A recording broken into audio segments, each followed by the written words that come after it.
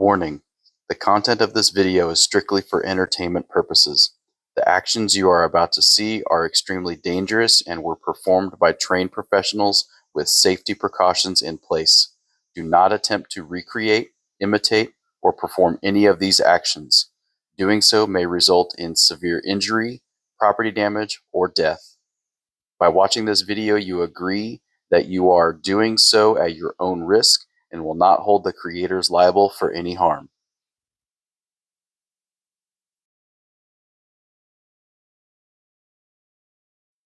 Welcome to the channel, guys. I've been shopping around for a while for a forge burner for my custom forge, and I couldn't find one that I liked, so I decided to pick up a few parts and make my own. I ended up picking up a 1/4-inch male flare by 1/8" MIP, a 1/4-inch female flare by 1/4-inch FIP. What else did I have? I had a 1/4-inch MIP by 1/4-inch FIP Street 90, a 1/4-inch MIP by 3/8 male flare, and I had a 3/8 flare by 3/8 flare swivel union, a 3/8 flare ball valve. I also ended up picking up a pack of these 030 MIG contact tips. Of course, we've got our gas-rated Teflon tape for all of our connections. Also got I just picked up the 1" by 1" by 3/4 T, along with a 3/4 by 8" nipple. I ended up also getting a 1" by 3/4" reducer coupling.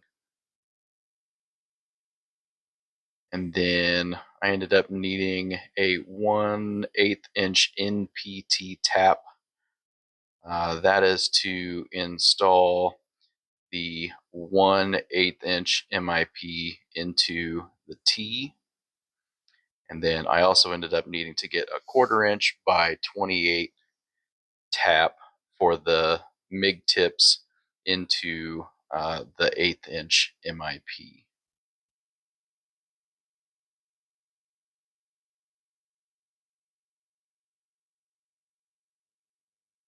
Yeah, those things over there, no need to worry about those just yet. Those are actually going to be part of the custom forge build.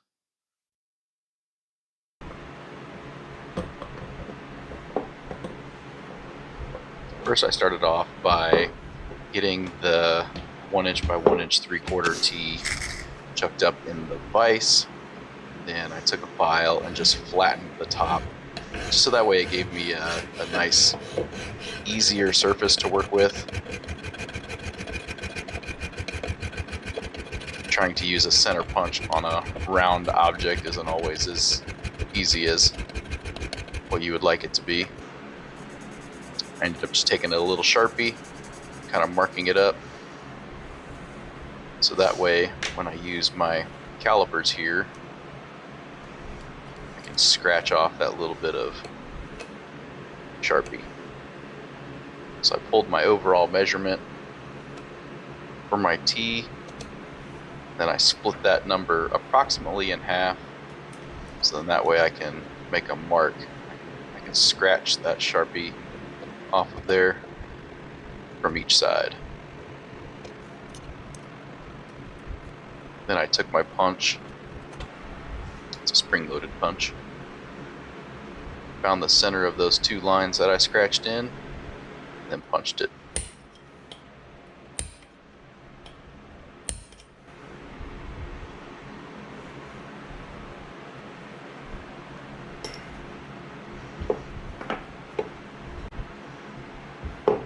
Helps to loosen the vise, not tighten it, to get the piece out. So now I got this thing all marked up, center punched. Take it over to the drill press. I'll break out the drill bit for the 1/8" NPT tap.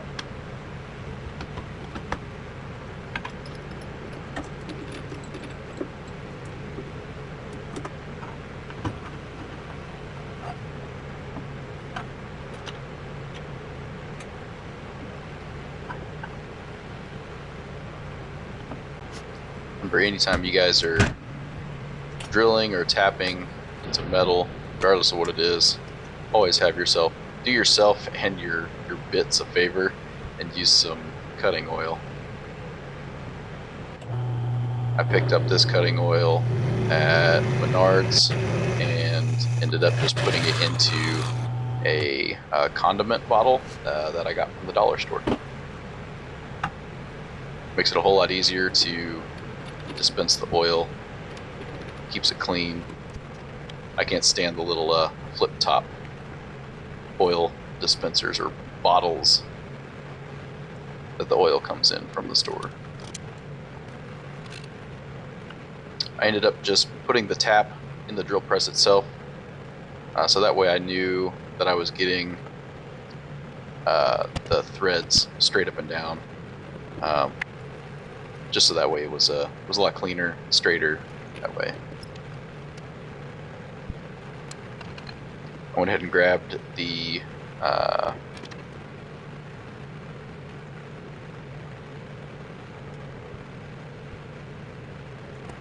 quarter-inch by 28 tap, so that way I could tap the MIP or the MIG tip into the 1/8 inch MIP.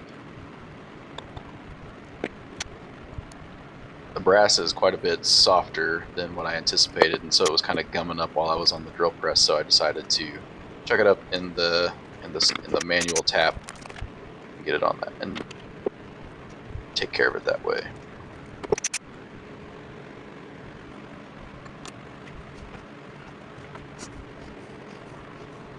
Just a quick test fit.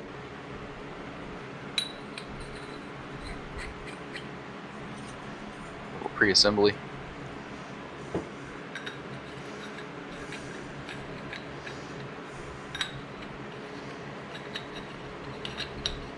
Maybe, if I can get on there.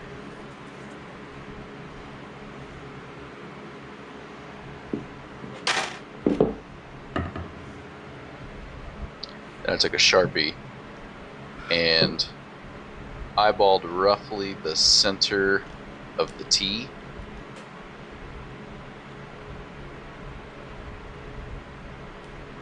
So I'm going to end up cutting down that MIG tip just a little bit, down to about where that mark is.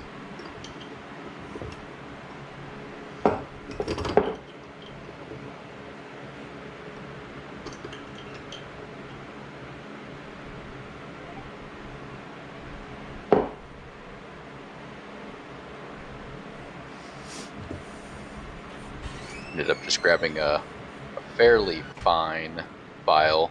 It's not very aggressive. Then I just went to town until I got down close to where that mark was. And just a heads up, it makes an awful sound. It's like nails on a chalkboard. It's just awful.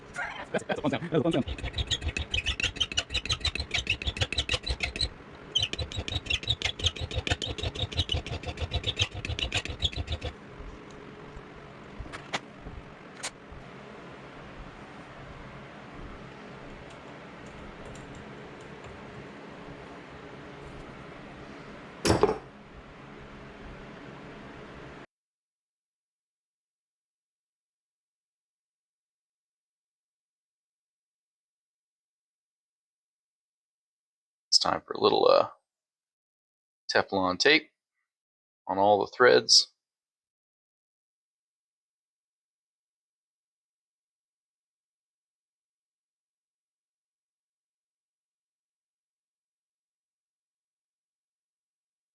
Helpful tip when you guys are using Teflon tape, always put it on in the same direction that you're going to be tightening your fittings.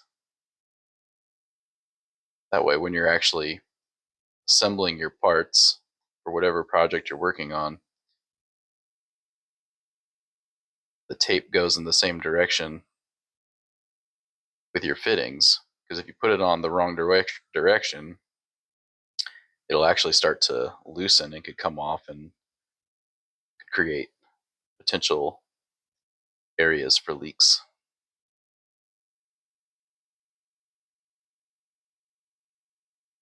So now I'm getting everything assembled, getting everything snug.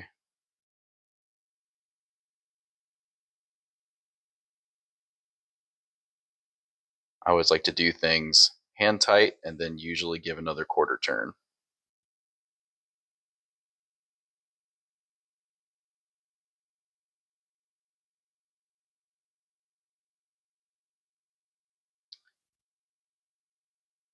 I read somewhere that flare fittings don't necessarily need or require Teflon tape, but I decided to err on the side of caution.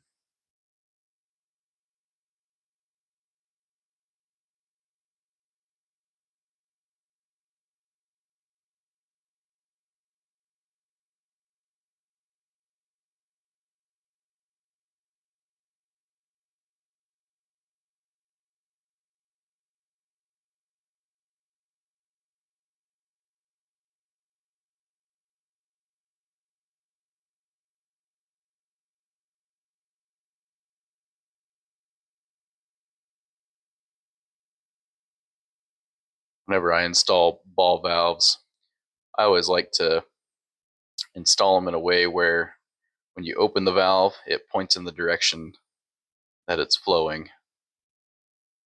I don't know if that's an industry standard or not, but that's my personal preference.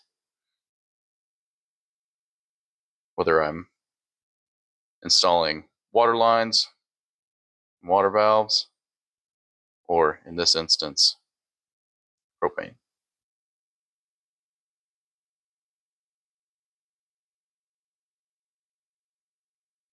Little more Teflon tape for my hose going to the regulator and tank. A little snug.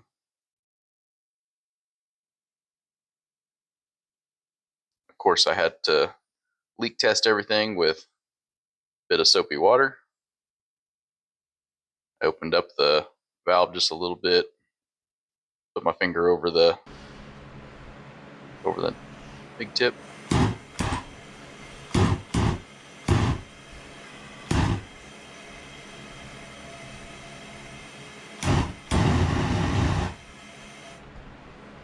For some reason, couldn't get it to light.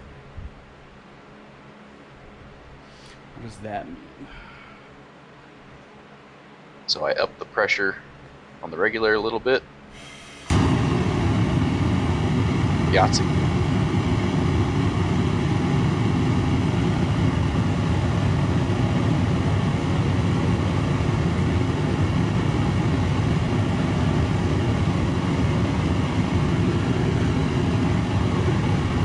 If you guys enjoyed any part of this video, I would greatly appreciate a like, subscribe.